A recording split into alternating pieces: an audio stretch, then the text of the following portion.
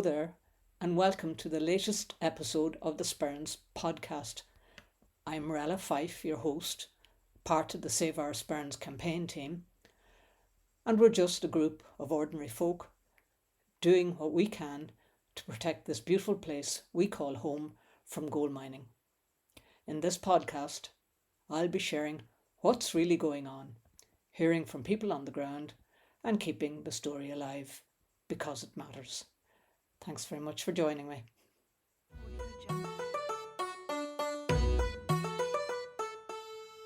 In this episode of the Save Our Sperrins podcast, I'm joined by two people who've been at the heart of this campaign from the very beginning, Cormac McAleer and Fidelma O'Kane.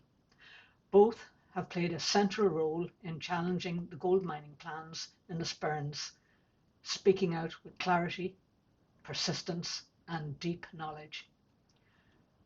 You'll hear their reflections on how the campaign began, what we're up against, and why protecting these mountains matter, now more than ever. Let's listen in. So we start with part one, which is beginnings, people and place. Where did you grow up, and what kind of connection did you have with the land as a child? Well, I grew up in the Glenelly Valley, the beautiful Glenelly Valley, and I suppose we had Daddy was a farmer, and we had, cows and pigs and hens and sheep, and we sent them up to the creamery, and I suppose we were always out, helping, like, tending, baby lambs and things like pigs being born and gathering eggs from the hens and that, and we used to walk down to the river. It was at the bottom of our land, the Glenelly River, and we used to pick flowers and watch the water and skim stones, and we loved it like that. It was great, getting down to the river to just watch it flowing by, and that was. And then behind our house was really the two biggest mountains, Saul and Dart, and we would have had sheep grazing up there, and we would always walk up to the mountain. It was great adventures doing that. So it was a big part of your childhood? It was a big part of our childhood. And what about you, Cormac? Well, I grew up here in Craigan, and on a farm as well, and a small farm with, mixed cattle and a couple of pigs, and we didn't really do sheep, but and then would have helped on the farm and see a turf cutting time, or gathering the potatoes or whatever, and it was I suppose I have memories of it being good weather, and that they enjoyed being, that we together were together as a family, and sometimes people would come, other families would come and visit, and playing outside, and the happy times, playing down by the river, playing on the fields and looking over at Mullaharn, and seeing it changing colours different times of the year. So it would have been very simple. Happy there wasn't TV again. It was just that, there'd be maybe at night. I remember my father singing, and maybe having McAleers and telling stories, and you would have about the old times and whatever, and not just about daily life. So it's probably part of what makes you the person that you are today. Yeah, probably in a way I feel I didn't appreciate the countryside or the land until I'd been spent, as an adult, spent time away from here, and then came back and saw, how beautiful our own place is, and, so much of what we take for granted, fresh air, clean water, such an unspoilt environment, that when you live in a city for a time, then you really begin to appreciate and recognise what you have back home, which you didn't really appreciate earlier. Yeah, it's funny that, isn't it? I have to look back with a little bit of wisdom. Okay, so moving on, can you both together paint a picture of your life before this campaign began? Like, where were you and what were you up to in your lives? I suppose because it really started my involvement with it. My involvement started with just around that time I retired. That's more than something like 12 years ago now. But when it was April 2013, when a farmer who lived down near beside where Dalrida and were exploring came and asked me to write a letter of objection against a planning application by a gold mining company. But up to then we were like very busy with work and with family, 4 boys growing up and going to work. I worked sometimes in Belfast and sometimes in Derry. And it was very involved. I liked my work very much and would have been happy doing that. Spent too much time at it, obviously. And in some ways the children were growing up when I was away at work sort of time, and so we were busy, and it was the 4 boys and Fidelma and myself would have, been active and would have done things, gone on summer holidays together, enjoyed that and done different things, so it was. And you, Fidelma? I suppose prior to getting involved, I mean, I wasn't as involved as long as Cormac, but because I was working in the college in Oma and I was head of social science department and busy, responsible job. And I mean, I would have worked late evenings because Cormac worked in Belfast, so he wouldn't have been home, early. And the boys were sort of, at the stage of doing things themselves and being more independent. And I know when Cormac mentioned it at first, I honestly didn't take it on board because I thought in my naivety that the government wouldn't allow something that could be detrimental, to the people or to the environment. So I was sort of thinking Cormac was worrying unnecessarily. Okay. So, do you remember when you first heard about the gold mine and what went through your mind? When I first was told about the Dalrida and Gold's being here, a Canadian company, that my first reaction was, I can't believe it that company has been, in this part of Tyrone, and that I didn't know about it, and they'd been there apparently for something like 3 or 4 years, work on the ground. So I was surprised, because I would have an interest in, at that stage I would have certainly had an interest in this type of industry if it were polluting, because I know it is a very polluting industry. And I suppose I was surprised that the company seemed to have done so much groundwork, work on mining the community. Somebody described it afterwards as getting to know the community, picking out the leaders, the influential people and all that. So I was sort of surprised that it could have been around for so long and done so much work with the community before I'd heard of it. And I realised that it was important, and it was important to try and make sure that there was an awareness created locally about the possible implications to the water and the environment. Okay, and if I could get in there, so what was it that made you step forward?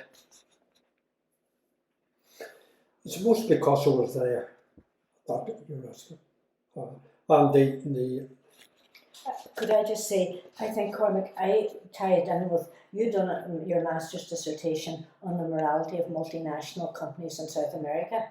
And I felt whenever you started to talk about it, that was what you were concerned because you had sort of prior knowledge and about this sort of thing. Sure. Whereas I had none, and I did think you were worrying unnecessarily about it. I thought it'll not get the light of day. Yeah. So, can you describe the first gathering or meeting that you went to, and what do you remember most about it? I suppose ourselves and another family had a few meetings. Well, June 2015, we decided that we'd have a meeting about it, and that was whenever Save Our Sperrins was formed. But we'd put an advertisement in the paper to say, we'll be having a meeting, gold mine and the facts. Anyhow, we had it in the community centre in Greencastle in the bar area, and there were probably, would you say 20 people maybe there, and we had asked a few people that Cormac knew. Eamon McCann was a reporter on the Belfast Telegraph, and James Orr was from Friends of the Earth, and Jeffrey Simpson was an auctioneer in Omagh that Cormac knew. So he'd asked them to speak at it, and the thing I remember about that meeting, it was the first time I'd heard about the freshwater pearl mussels, and James Orr had slides, and I was fascinated with the information he gave about the freshwater pearl mussels. So at that meeting we decided then to start a group. And Cormac, what stood out for you about that meeting? Or I suppose a number of things, that, but one of them was that I was concerned about the fact that Dalradian were offering what appeared like big incentives to people to join them and to support them and to sell the land to them, and that they were already giving out money to people. And I was concerned that the landowners would, even those that were in support of the campaign against at the early stages, that they might give in to the inducement of big money, because that so that was one of my concerns. As well, it was clear that it was a big issue, it was an important issue in terms of the environment, but not only that it was in the heart of the community. That it was. if I could just come in there, so what was the initial reaction in the community? Well, there were quite a few people that had been approached by Dalradian community relations staff, because the community relations staff were well selected by Dalradian as well. They weren't just newcomers to community development. There were people who were, including a guy that I would have known well and respect for, had done a report about how good of a company this was in terms of their consultation and speaking to the community. And so I felt annoyed at that, because I had more respect for the person. I would have thought that he would have seen through the inducements of Dalradian. But that's reality, and that's who it is.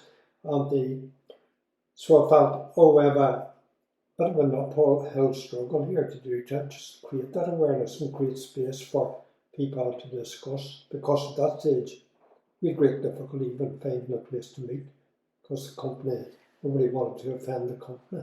Okay, so moving on a little, was there a moment when you realised that this is going to be a long campaign? I didn't think it would be this long, I'd have to say, that now we're 10 years on. But I remember maybe something that maybe brought me more into it was in January 2016, Dalradian had it and reported in the newspaper that they were planning to have a gold mine and a cyanide processing plant in Greencastle. So that brought it closer to us in one way, and the fact it was in writing, and a cyanide processing plant. And so we called a meeting. We actually met up with Linda Sullivan at that stage. She was just back from Peru after spending maybe 8 years there, and she had information about gold mining in Peru. So we organised a meeting in the February 2016, and whenever, because usually we were having monthly meetings, and would be anything between 12 and 20 people. But that night when we went in February 2016, the hall was packed. There were at least 300 people. It was, people were angry because they had read in the paper about a gold mine and a cyanide processing plant in Greencastle. And that really got people annoyed, and people were demanding information and, action and that. So would you describe that as a moment when the community came together? Yes, I would say that that was the awakening. That's my opinion. Now, other people would say maybe individually they may have had different opinions, because Dalradian had some small meetings between Greencastle, Ruski and Gortin, and people told us that they were giving out information about jobs, etc. But whenever they found out that different information was being given in one place than another, for example, that there was different information in Ruski than there was in Greencastle, so that made them suspicious. So some people who were more alert, really thought there's something fishy here.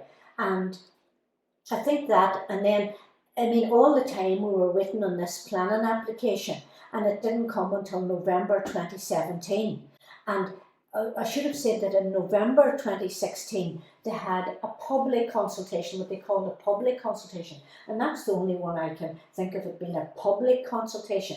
And it was a really snowy, cold day, and 3 degrees, and we all went up to Cornyalt to their exploration site, and I didn't go in, I have to say, because I was very reluctant to, but the people who went in came out very quickly to say that there was no information available, there was no plan application, there was no feasibility study, they weren't getting any information. It was really Dalradian asking them why would they be objecting, what had they against it, and it was like picking their brains. So that really reinforced then for me, this is serious business. Yeah, you knew then that you were here for the long term. Well, it landed, maybe, yeah. And I think when Greencastle People's Office came into being in February 2018, I remember we got a phone call to say,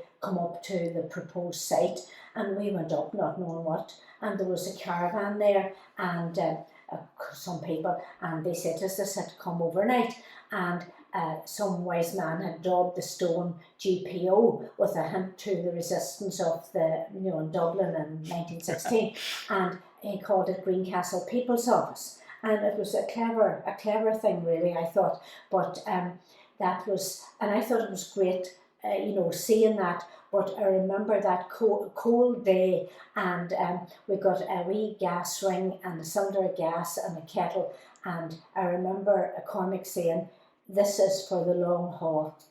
Moving on then, Cormac, are there any key wins or milestones that shifted things for you?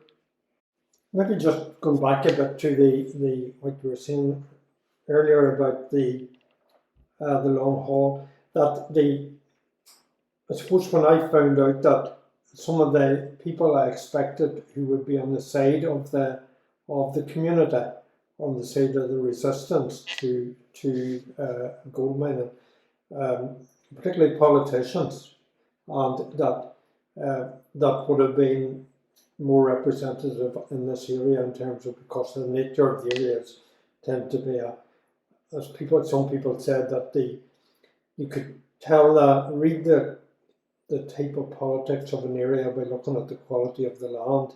But whenever the representatives of the people, seem to be acting on the side of the company, I was taken aback and had to have a rethink on it, because we're saying, oh, this is different.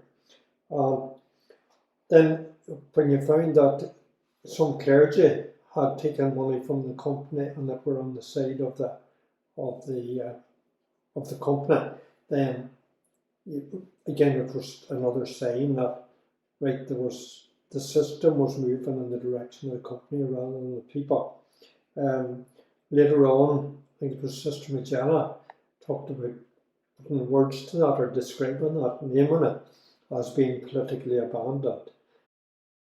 And it was interesting that some Ulster Unionist politicians were among the first to begin to show an interest in the campaign by the people to draw attention to the environmental and other damage being caused by this development.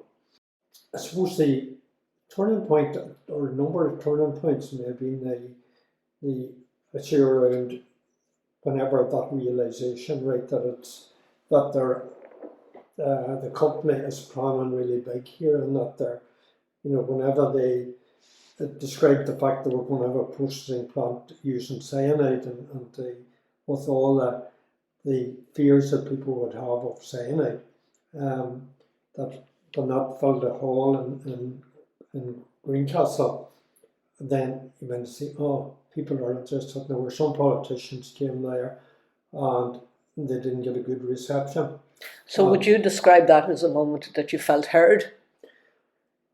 Yeah, yes, that I felt that the message was beginning to get through, and people were beginning to listen, and people realised that they'd have to stand up for themselves. Okay. On the other hand, was there a particularly hard moment you had to push through in the campaign so far? Yeah, I think that it was very difficult. I think it was 2021, whenever we, whenever the far right actually got involved in terms of using our name, etc., and putting up videos, and people were confused because they thought it was Save Our Sperrins, and we found it very difficult because we didn't, we were trying to get a balance that, not going out publicly, because some of the people who were involved with them were our neighbours and people we knew, and we only that the other groups that had been set up throughout Tyrone and counties Tyrone and Derry, came together with us and gave us the support, and we decided that we would just issue a statement to say that our focus was the gold mining, and we weren't getting involved in any of the other campaigns. And I think that was it was a very difficult time, because I feel we narrowed, in one way we've narrowed our focus, to just the gold mining, whereas, I would have, personally, I suppose, sympathies with, the anti-war campaign, Irish neutrality, whatever. There's so many campaigns I would be supportive of, but we can't, we just thought we'll keep our focus as it is, and it is big. I mean, at the same time, and it's not just gold mine. I mean, that's something I suppose I have learned. At the beginning, it was anti-gold mining, but now we're part the whole climate change and climate justice and human rights. It's so we're now part of a global issue, and that's, it's unbelievable, like how from the small thing here locally, it has developed, and we've got the broader picture now about, extractivism, colonialism, the economic situation, the going for growth. We're part of the global north that have contributed to the whole problem of climate change, and yet the people in the global south are the ones that are suffering. And so, we've got to try to rebalance that, and I think that there's resistance obviously to that, but we've got to be looking at alternatives, and in terms of sustainable growth or degrowth, and looking about, so things that are good for the community and things that are good for the environment. Cormac, is there anything you want to add about a particularly hard moment that perhaps you experienced? Or? Well, yeah, probably there were different difficult moments and testing moments from, some of the attacks on our own people, threats, death threats, whatever. Then even getting arrested on 2 occasions and being then charged, having charges against me. And it wasn't even the fact that the charges happened, because I kind of knew that was going to come sooner or later, but just the absorbing, how it can absorb your time and your energy and your mind, and just be a distraction from what you're wanting to do by being brought to court again and again repeatedly, as some of our people have had over the last number of years, and knowing that that it was distracting you from the campaign, and then it was also frightening people off. But we always found great help from the fact that as we network with other places, far-flung places throughout the world, and maybe neighbouring areas as well, that that you got people saw that it was the same issues that were happening here and in other places in terms of people struggling for their own rights and their well-being of their community, and the issues of human rights and the rights of people to stand up for clean water and fresh air. And I suppose on the other hand, there was the realisation that the system isn't, in the same place, and that frequently there, when we had what appeared like robust environmental legislation here, that it wasn't being enforced. In fact, as somebody said, the only thing that the environmental regulation was regulating was the environmental destruction of the environment rather than its protection. And as well, the other thing that was controlling was those who would defend the rights of the environment and the community. Okay, so that kind of brings me neatly to my next question. What the campaign has cost you both personally, in terms of life, in terms of quality of life, in terms of time, energy, in terms of family. Well, time, I suppose. Yeah, it's probably taken over so much of our lives in a way that the campaign, because we have grandchildren now, and we see even more clearly now the importance of the campaign in terms of trying to make sure that our generation, who are the ones that have caused the environmental destruction of the water and the land and the air, that that something is done about it, and that we seem to be taking a stand or done it, to do something about it. And I suppose the other side of that is that the solidarity that has come out of that, the number of people that we have met and that have come to, with the big effort to come to the Sperrins and express solidarity. So Fidelma, what has this campaign asked of you personally, emotionally, physically, or time-wise? Well, it's really taken over our lives, Morella. It's full time. Every day we're working on the campaign. And mentally it's really occupied us all the time. Physically, so far I'm probably physically okay. Aches and pains, obviously 10 years older. Cormac, I would say his physical health has been affected, through the stress and anxiety of it all. It's just, I know our boys would say, you talk about nothing else, only the campaign. But it's just, it's all occupying because we've got to see it through. And please God, we'll have physical and mental health to do it. I find the abuse, I suppose it's hurtful in that people we know, the keyboard warriors who are always writing stuff, if they'd come and say it to your face, or add their name to it, but we know who they are, and it is hurtful that that they're just doing this anonymously, and supposedly they're against the gold mining, but they just attack us all the time. Do you want to add anything to that, Cormac?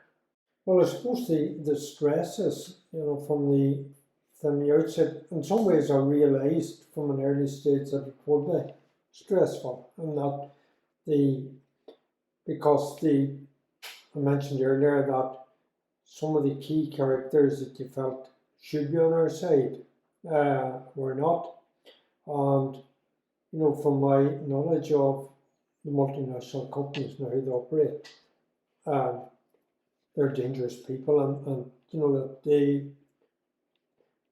while death threats, in some ways we don't take them very seriously. On the other hand, I know that these people would think nothing of taking your life or whatever, if you're in the way of what their big plans for their greedy profits, that then, like they've done it in so many countries in the world, and so many of our friends from other places tell us. So we know that it is, we're in some ways we're getting into it, but it takes up time. It means that, that we don't have as much time, even for the children, for the grandchildren, and that, other things that we'd like to do, they are put on hold. And I suppose it's because that, certainly for me, I see it as so important that if the water is poisoned, if the air is poisoned, then it means, people who live in this place that we call home, that they would just be poisoned, that they'd have to move out or whatever, and that our attachment to place is such that we wouldn't want that. Like our own lives, or if they're spent in trying to stop this, then it's time well spent. Yeah, a lot there in those few words. What do you think has kept you going all this time? I think the solidarity from people, and I think, I also was just thinking there that, knowledge, we did a lot of research about gold mining, and we contacted people in many countries throughout the world, and we couldn't find one good news story about gold mining anywhere. And I think that armed with the information that we have gleaned, and we're learning all the time, every day we learn something new, and there's so much more information out there, and even in the news now about the value of the peatland, about the damage that the mining for the rare earth minerals is doing, and all the stuff about it's all coming out in the public. And I think that knowledge is power, and I think that we have been heartened and strengthened by the solidarity of people locally, nationally and internationally. It's unbelievable. We have met probably thousands of people now. Mm-hmm. Yeah, and it's been a very different type of campaign, and in some ways it's brought the community together in a very different way. And people from, locally and, in this area, but also on a wider level. It's bigger than orange or green. It's bigger than, people's religion or whatever, because it's about life. The wealth that the campaign has got from the expertise, people, whether they, from the States or from the Philippines or Turkey, through the different organisations, through the different experts that we have helping us for the public inquiry, that's great. But the solidarity and just the goodness of people that there is, that throughout the world, and that has to triumph over the greed and evil that is generating this stuff. So you might even say it's sort of almost deeply meaningful that what's come back to you in terms of love and friendship. Yeah, in a way that from all over the place. Dwarfs our effort, in a way that what the return is. Oh, definitely. I like when we had the visits from the Lakota Indians and people from Colombia and Honduras and Guatemala and all the different places, and then in one way their life materially they wouldn't have what we have, and yet they're so given and loving, and their connection with the earth is so meaningful, and we can learn so much from them and share the same global struggle. Moving on to the next part of our conversation. So what did it feel like walking into the public inquiry after all those years? I suppose it was a strange sort of, in one way it was relief, but another way, I don't know if I couldn't say you had great expectations. And Cormac, for you, what did it feel like? It felt a bit scary because of the importance of the moment. It just, as the inquiry went on, I was proud of our, the people on our side that were, the people of Save Our Sperrins and the people that were speaking and the experts, because it was clear that we had done the work on it and we knew more about the issues and about the reality of extractivism and what was at risk here,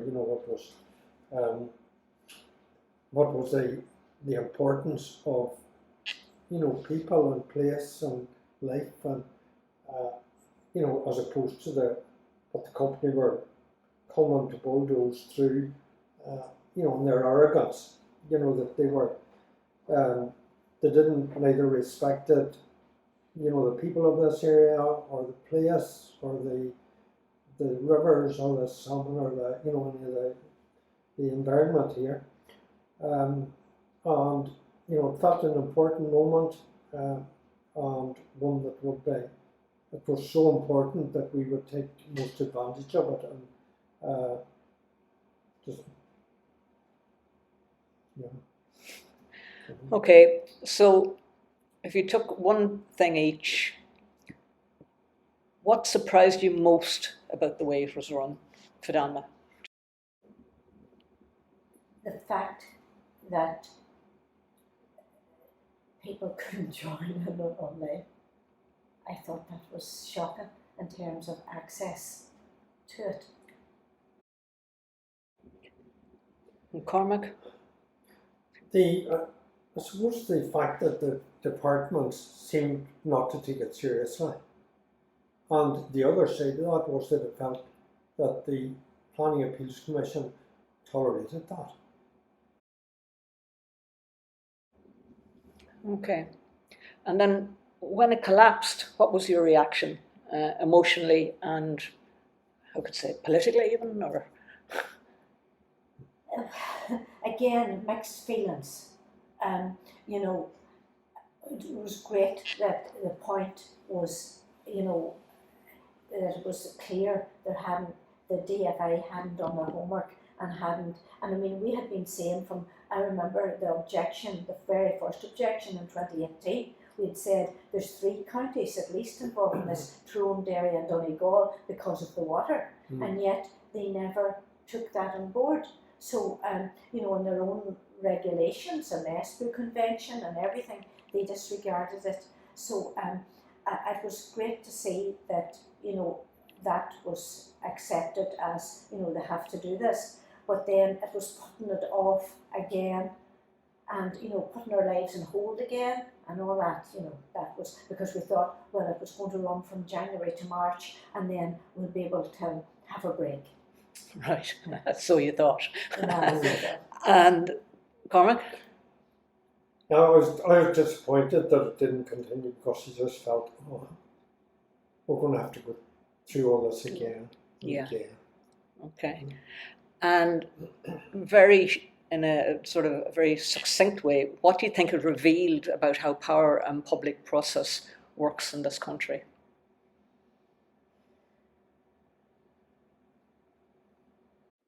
Yeah, for me, I suppose it, showed the fact that money talks. That, in the face of what I was seeing at the public inquiry was that the departments hadn't done a proper job of assessing the Dalradian's planning applications. And on the other hand, that the company hadn't give clear information on what they proposed to do. Like, it's still not clear whether it's a gold mine. They're saying now that, or subjects to us it is a gold mine, but now they're saying it's something else. And they weren't made to clarify that. And that is very important in relation to environmental damage and these things. So that alone, right? But like in one place the application it says one thing, another place it says something contradictory, but that seems to be allowed. And unless we raise those things, and even then, it's almost like, oh yeah, we note that and move on. That the system facilitates what's called the developer, when in fact the developer is the would-be criminal who's about destroying the environment, polluting the environment. That's what they're about. Okay. Mm-hmm. Do you want to add something to that, Fidelma? Just What it suppose revealed?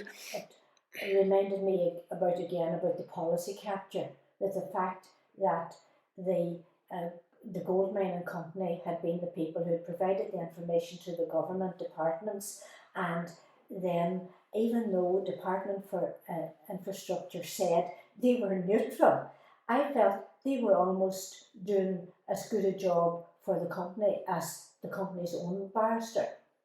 Okay. You know, so it was like hand in glove with them. Yeah.